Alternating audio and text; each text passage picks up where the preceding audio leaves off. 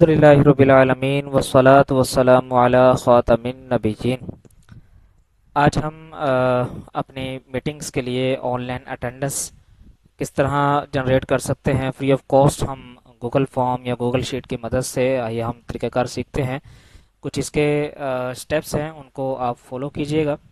पहला स्टेप ये है कि आपने अपने पास एक एक्सेल फाइल जनरेट कर लेनी है, जिसमें आपने सारा डेटा जो है वो यहाँ पर मैनेज करना है एक ही फाइल के अंदर। और इसमें आप एक यूआरएल का जो है वो कॉलम ऐड कर लें और एक क्यूआर का कॉलम ऐड कर लें, क्योंकि क्यूआर कोड भी हम जनरेट करेंगे और क्यूआर कोड की मदद से कैसे आपने अटेंडेंस लगानी है और फिर हमारे फॉर्म में कैसे अटेंडेंस पुट होगी और उसकी ऑटो समरी कैसे बनेगी, मुकम्मल प्रोसीजर हम सीखेंगे। तो पहला ये है कि आपने अपना पूरा जो डेटा है वो एक एक्सेल फाइल में पुट कर लेना है। और इसमें ये एक चीज़ याद रहे कि आप अटेंडेंस किस ब्याह पर लगाएंगे, वो एक यूनिक चीज़ होनी चाहिए। नेम भी बाज़ औक़ात सिमिलर होते हैं, मोबाइल नंबर बाज़ औक़ात सिमिलर हो जाते हैं, बाज़ औक़ात रिस्पॉन्सिबिलिटीज़ या जिस एरिया की बिहाव पर हम अटेंडेंस पुट करना चाह रहे होते हैं वो भी सिमिलर होती हैं। कोई ऐसी फील्ड होनी चाहिए जो सिमिलर ना हो, जिसकी बिहार पर एक पर्सनल हर एक के बंदे की अटेंडेंस जो है वो आप पुट करना चाहें। वो कुछ भी हो सकता है, पासपोर्ट आईडी हो सकती है, सीएनएससी नंबर हो सकता है। अगर मोबाइल नंबर्स आप श्योर हैं कि वो सबके मोबाइल नंबर्स सेम नहीं होंगे, तो वो भी एक सूरत बन सकती है।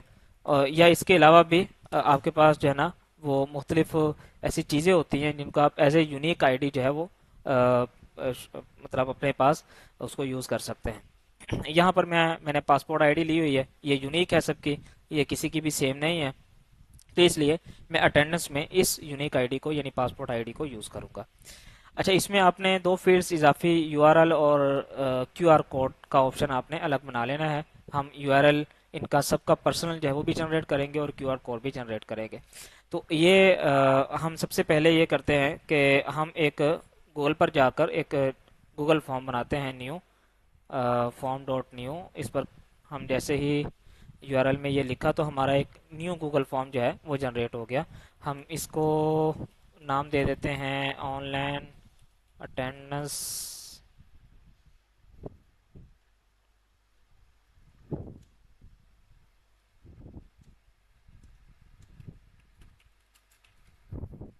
ऑनलाइन अटेंडेंस फॉर्म, और ये हम यहाँ पर लिख लेते हैं। और चूंकि हम पासपोर्ट आईडी की बिहा पर अपने फॉर्म के अंदर हाजिरी लगाएंगे, तो मैं जितनी भी पासपोर्ट आईडीज हमारे पास अवेलेबल हैं वो मैं यहाँ पर हमने कैटेगरी सेलेक्ट करनी है, मल्टीपल चॉइसेस। और जितनी भी आपके पास डेटा में पासपोर्ट आईडीज अवेलेबल हैं वो यहाँ पर आपने सारी की सारी पेस्ट कर देनी है। ये हमारा एक गूगल फॉर्म बन गया। और यहाँ पर आप आएंगे, जो थ्री डॉट्स आ रहे हैं, गेट प्री फिल्ड लिंक पर आपने क्लिक करना है और जो सबसे पहली आईडी है उस पर आपने उसको सिलेक्ट कर लेना है।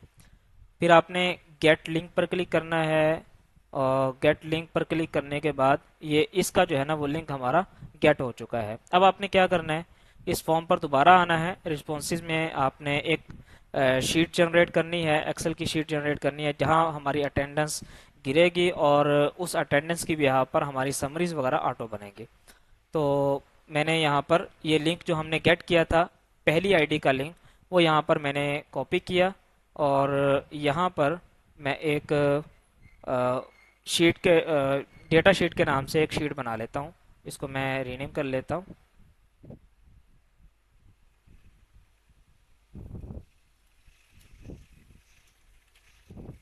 डेटा शीट, यहाँ पर जितना भी हमारे पास डेटा अवेलेबल है वो सारा का सारा मैं यहाँ पर पेस्ट कर लेता हूँ। ये हमारे पास सारा का सारा डेटा अवेलेबल है, मैं यहाँ पर पेस्ट कर लिया। और अब सेकंड ये है कि हमारे पास चूंकि पहली आईडी का हमने लिंक यहाँ से कॉपी किया था, मैं दोबारा गेट करके इसको कॉपी कर लेता हूँ। गेट लिंक, कॉपी लिंक, और यहाँ पर इस शीट में आकर मैंने पेस्ट कर दिया। ये लिंक हमने यहाँ पर जो पेस्ट किया है, इस लिंक के अंदर आपने थोड़ी सी डेवलपमेंट करनी है, मॉडिफिकेशन करनी है।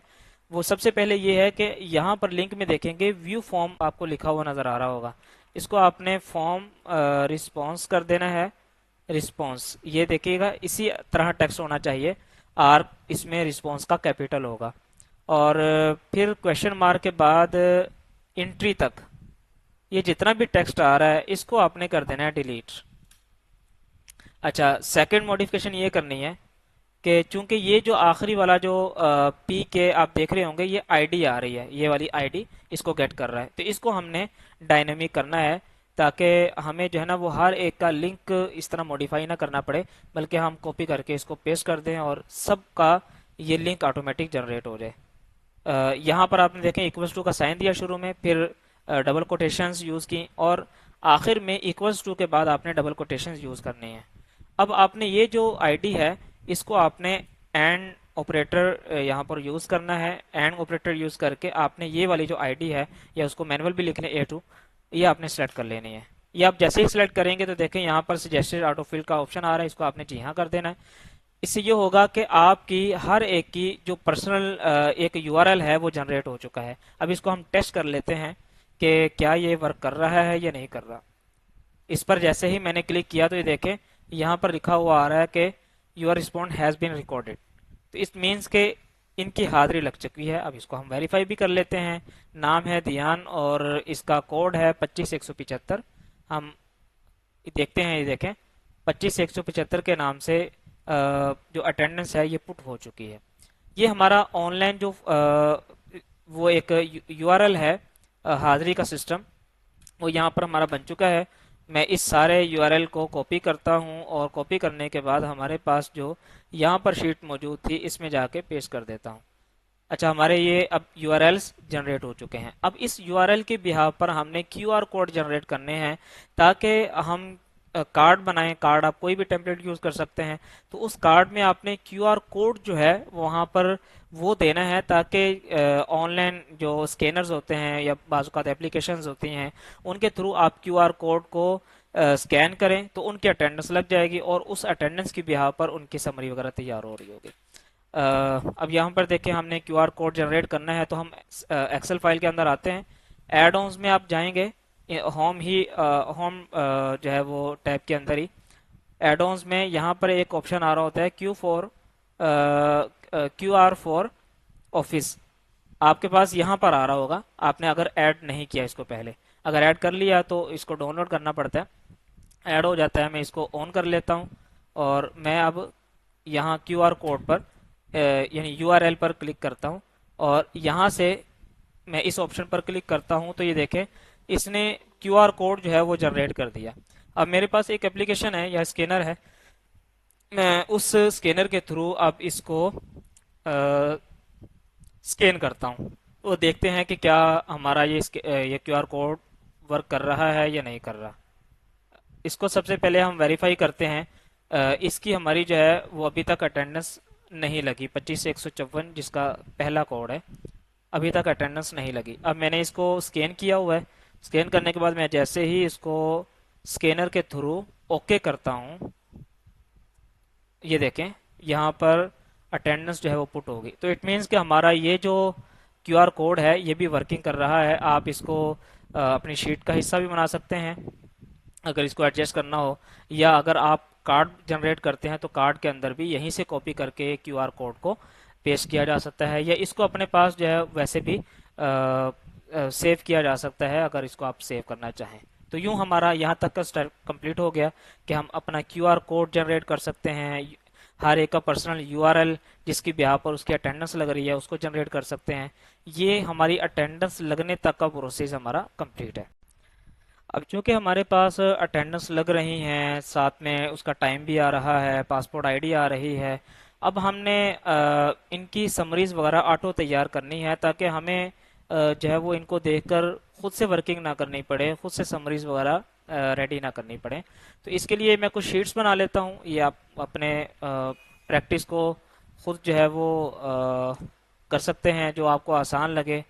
ये ऑटो सिंक्रोनाइज के नाम से मैंने एक शीट बनाई हुई है और इसमें क्या होगा, मैं एक फार्मूला यूज़ करूँगा जिसकी मदद से हमारी जो रिस्पॉन्सेज में से टाइम स्टेप और पासपोर्ट आईडी यहाँ से गेट करेगा हमारा फार्मूला, और डेटा शीट में से ये बकिया डेटा जो है वो उसका गेट करेगा। तो हमें एक फाइनल रिजल्ट दे देगा कि जिन जिन की अटेंडेंस लगी है उसका नाम क्या है, पासपोर्ट आईडी क्या है, कब अटेंडेंस लगी है, तो उसको आप फार्मूले की बिहाफ पर मजीद समराइज कर सकते हैं। ये समझ लें कि हमारी एक मेन शीट बनेगी ऑटो सिंक्रोनाइज वाली, जिसकी मदद से आपके जो अटेंडेंस वाले अफराद होंगे उनकी अटेंडेंस का जो डेटा है वो यहाँ पर मैनेज करेगा। सबसे पहले जो फील्ड्स हैं वो फील्ड्स मैं यहाँ पर कॉपी कर लेता हूँ। फॉर एग्जांपल ये मेरे पास फील्ड्स हैं, अ,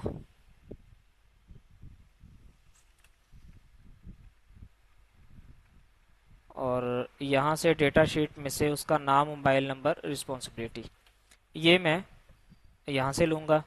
यानी दो फील्ड्स हमारी यहाँ से होंगी और बकिया जो फील्ड्स हैं वो हमारी दूसरी शीट्स में से आएंगी, डेटा शीट में से। वो किस तरह होगा? सिंपली हम क्या करेंगे, टाइम स्टैम्प पर इस पर क्लिक करके इज इक्वल टू, क्योंकि ये तो सिंपल एक लिंकिंग वाला फार्मूला है, हम इस पर क्लिक करेंगे तो ये देखें टाइम स्टैम्प हमारा जो है वो ऑटो आ रहा है। इसी तरह ये जो हमारा डेटा है ये भी यहाँ से ऑटो आएगा। इसको हम मज़ीद जो है वो आगे मॉडिफाई करेंगे। अच्छा, चूंकि हमारे पास पासपोर्ट आईडीज जो है ना यहाँ पर डेटा शीट के अंदर मौजूद है, तो हम यहाँ पर चूंकि हमने नेम, मोबाइल नंबर और फर्दर डेटा इनका लेना है तो वी लुकअप वाला फार्मूला यूज़ करेंगे। फॉर एग्जांपल मैं वी लुकअप वाला फार्मूला यूज़ करता हूँ। वी लुकअप की मदद से हम पासपोर्ट आईडी को लुकअप करेंगे, फिर उसके बाद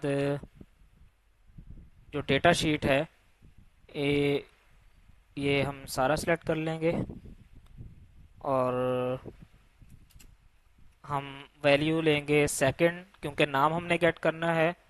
फिर उसके बाद हम फॉल्स, ये देखें नाम इसका सामने आ गया। इसी को हम यहाँ पर ड्रॉ कर देंगे तो ये देखें उनका जो मोबाइल नंबर है, रिस्पॉन्सिबिलिटी है, ये सारी आ रही है। अच्छा, हम चूंकि इसको नीचे भी ड्रॉ करना चाह रहे हैं तो हम सबसे पहले इनकी जो फील्ड्स हैं उनको लॉक कर लेते हैं ताकि ये चेंज ना हो। हमने चूंकि मैक्सिमम इसकी जो वैल्यूज़ हैं वो लिख ली हुई हैं, हम ए को भी और टू को भी और यहाँ पर भी डी भी और 31, यानी कॉलम्स और रोज, इन सब को हमने लॉक कर लिया। इसी तरह इसमें भी करेंगे।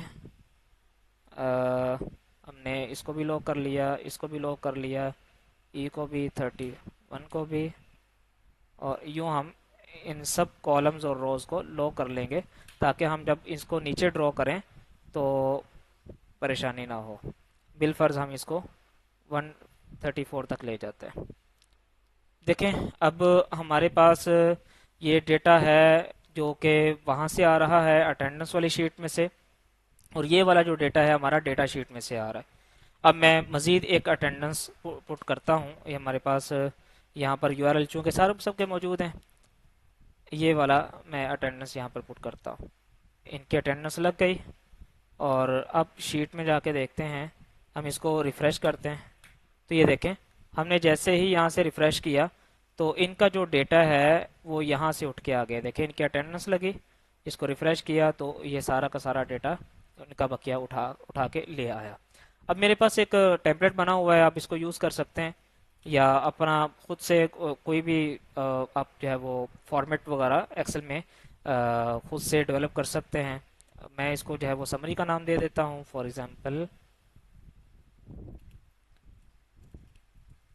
समरी, और मैं यहाँ पर वो जो वाला जो टेम्पलेट है उसको मैं पेस्ट कर देता हूँ। तो ये हमारे पास समझ लें कि ये कैटेगरीज थी और इनकी जो समरी है ये ऑटो बनकर आएगी। अभी देखें हमारे पास रिस्पॉन्सिबिलिटीज़ या कैटेगरीज ये वाली थी, managers, assistant manager, supervisor, administrators और सीनियर असिस्टेंट्स और जूनियर असिस्टेंट्स।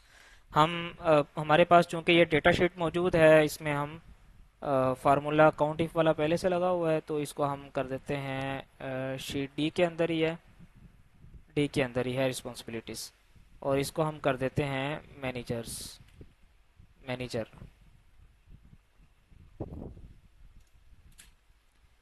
इसी तरह हमारे पास असिस्टेंट मैनेजर हैं, इनको भी फार्मूले में हम अपडेट कर लेते हैं। ये देखें 5 असिस्टेंट मैनेजर्स हैं हमारे पास। नेक्स्ट है हमारे पास सुपरवाइजर्स। क्योंकि हमारे पास रिस्पॉन्सिबिलिटीज़ यहाँ पर समरी के अंदर वो मैंने प्लूरल यूज़ किए हुए हैं, क्योंकि यहाँ पर हम समरी तैयार कर रहे हैं। तो वहाँ पर रिस्पॉन्सिबिलिटी में ज़ाहिर बात है इंडिविजुअल है वो सिंगुलर ही रहेगा। यहाँ पर सीनियर असिस्टेंट, इसको भी हम यहाँ पर कर लेते हैं, और ये है जूनियर असिस्टेंट। ये हमारे पास फार्मूला लगा हुआ है। तो ये टोटल हमारे पास 30 पार्टिसिपेंट्स हैं।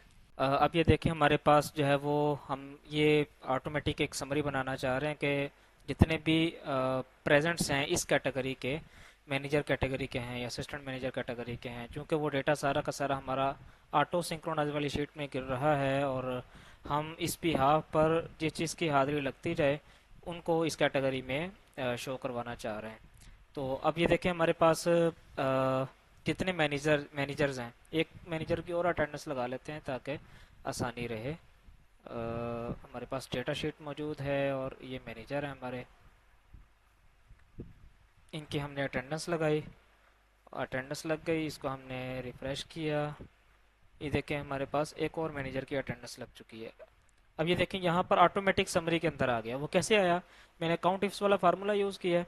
यहाँ पर ऑटो सिंक्रोनाइज वाली शीट में, क्योंकि ये हमने यहाँ से टाइम गेट करना है, यानी टाइम को लुक करना है, और उसमें फिर आप मिनिमम वैल्यू और मैक्सिमम वैल्यू, यानी कब से कब तक अगर उसकी अटेंडेंस लगी हो तो उसको काउंट करें।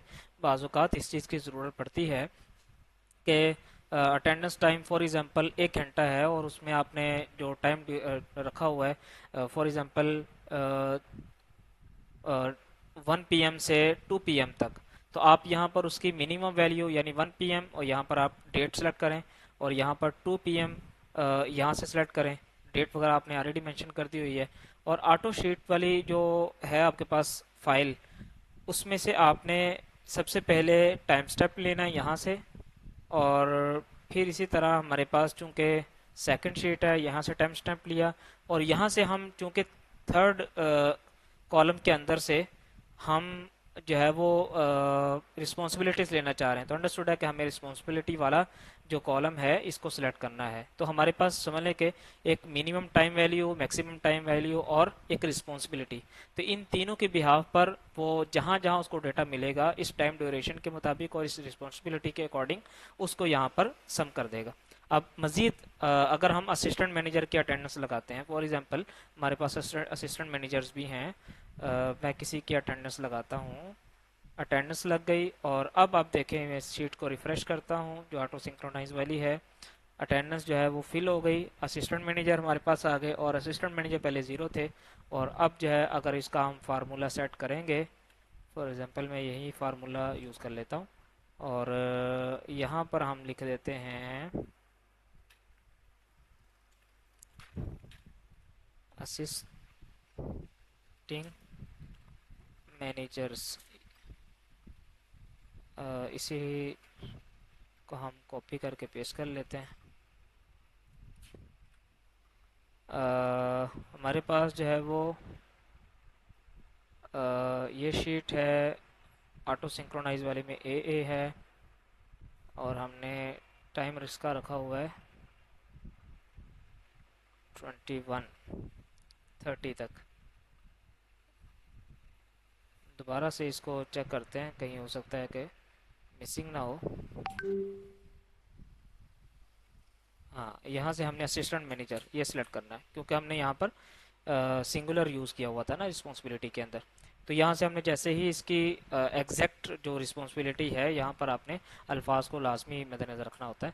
तो ये हमने जैसे ही एग्जैक्ट यहाँ पर किया, तो यहाँ पर उसकी परसेंटेज भी आ रही है, एब्सेंट्स कितने हैं और कितनों की प्रेजेंट्स हो चुकी है वो यहाँ पर देखें। यहाँ सब कुछ समरी के अंदर शो हो रहा है। यहाँ पर मैं इसको कर देता हूँ परसेंटेज, और इसकी जो पॉइंट्स वैल्यूज़ हैं या डेसिमल वैल्यूज़ हैं उनको मैं ख़त्म कर देता हूँ। इसको भी, इसको मैं सिंगल वैल्यू तक रखता हूँ। तो ये देखें हमारे पास अभी तक जो है वो 30 में से 3 की अटेंडेंस लग चुकी है, 27 जो है एबसेंट्स हैं, और 10% अटेंडेंस है। तो ये समरी हमारी ऑटो तैयार हो रही है। तो इस तरह आप जो है ना वो अपने समरीज वगैरह जनरेट कर सकते हैं। आपको जो जो नीड्स हैं, जिस समरी की नीड है, तो एक्सेल के अंदर मजीद जो एडवांस वर्किंग करना जानते हैं उनको तो मालूम है कि मजीद फार्मूलों की मदद से किस तरह समरीज वगैरह तैयार की जा सकती हैं। यहाँ पर सिर्फ उनका डेटा आ रहा है जो जिनकी अटेंडेंस लगी है, जिनकी अटेंडेंस पुट हुई है। जो अपसेंट वाले हैं इसी तरह उनकी एक शीट बना लें, और डेटा शीट में से जो यहाँ से डेटा लें, डेटा शीट में से डेटा लें, और जो रिमेनिंग हैं यानी जिनका डेटा इसको वैल्यू को नहीं मिलेगा, तो आप उनको जो है वो फेच करके उन अफराद का डेटा निकाल सकते हैं कि जो गैर मौजूद हैं या गैर हाजिर हैं या अपसेंट हैं, उनका डेटा भी निकाला जा सकता है। तो आज आप अपनी नीड के हिसाब से इस एक्सेल ऑनलाइन एक्सेल शीट के अंदर जो है वो जो भी मॉडिफिकेशन करना चाहें वो करके अपनी समरीज वगैरह तैयार कर सकते हैं।